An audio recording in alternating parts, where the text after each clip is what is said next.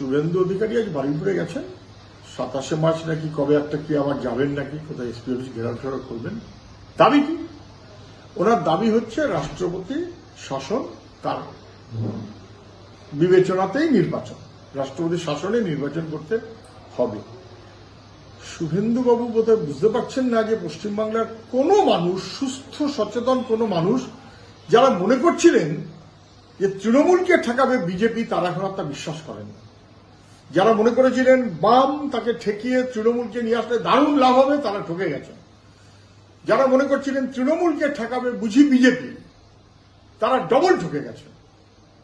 এখন সবাই বুঝতে পারছেন অভয়াকাণ্ড সহ যে কোনো কাণ্ডে যে পশ্চিমবাংলায় পুলিশ যা বলবে সে একই স্ট্যাম্প মেরে দেবে সিবিআই, এবং দিল্লিওয়ালারা পশ্চিমবাংলায় মমতা ব্যানার্জিকে রক্ষা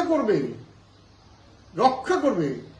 তাহলে সিবিআই এর তদন্তে যার ধরা পড়ার কথা সে মমতা ব্যানার্জির ঘনিষ্ঠ থাকবে।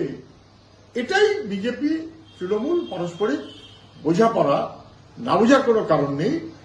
মানুষ চায় পরিত্রাণ, কিন্তু বিজেপি কি পরিত্রাণ দিতে পারবে? রাষ্ট্রপতি শাসন কি পরিত্রাণ দিতে পারবে? সিবিআই কি পরিত্রাণ দেবার মতো কোনো ভাবনায় আছে?